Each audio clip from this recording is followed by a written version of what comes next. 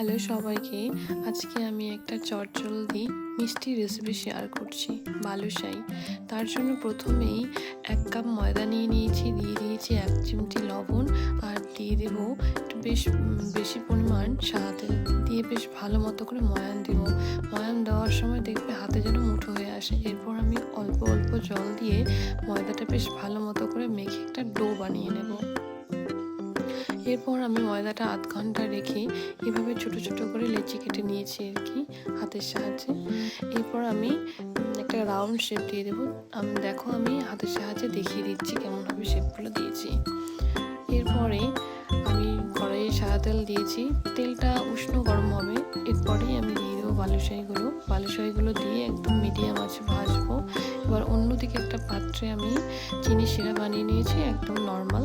তারপরে চিনি শিরার মধ্যে বালুশাহীগুলো ঢেলে দিয়ে দিব।